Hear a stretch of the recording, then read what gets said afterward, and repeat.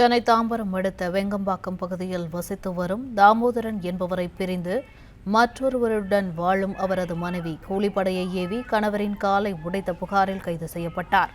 தாக்குதல் தொடர்பான சிசிடிவி காட்சிகள் வெளியாகியுள்ளன. இதுகுறித்த கூடுதல் விவரங்களை எமது செய்தியாளர் வசந்த் வழங்க கேட்கலாம். வணக்கம் வசந்த், இதுகுறித்த கூடுதல் விவரங்கள். வணக்கம். சென்னை தாம்பரம் அடுத்த வெங்கம்பாக்கம் பகுதியில் வசித்து வருபவர் தாமோதரன், இவரது மனைவி வசந்தா. இவர்கள் இருவருக்கும் 11 வயதில் மகன் ஒருவர் உள்ளார். இந்த நிலையில்தான் கடந்த 6 வருடங்களுக்கு முன்பு வசந்தா தாமோதரனை விட்டு பிரிந்து சென்றுள்ளார்.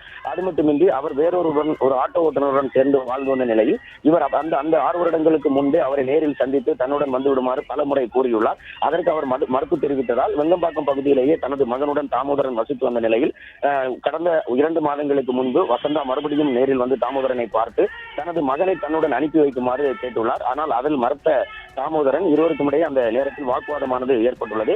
அதன் பிறகு பிரிந்து சென்ற அவர்கள் கடந்த 19/4/2026 தேதியன்று அவர்கள் வீட்டுக்கு வந்த நபர்கள் 2 நபர்கள் அவரை விசாரித்துள்ளனர், தாமோதரனை விசாரித்துள்ளனர். அதன் பிறகு தாமோதரனை அவர் வீட்டு முன்பகுதியிலேயே வரவழைத்து தான் கொண்டு வந்திருந்த பேஸ்பால் பேட்டால் கடுமையாக தாக்கி அவரின் கால்களை உடைத்துள்ளனர். அந்த சிசிடிவி காட்சிகள் தான் தற்பொழுது வெளியாகியுள்ளது.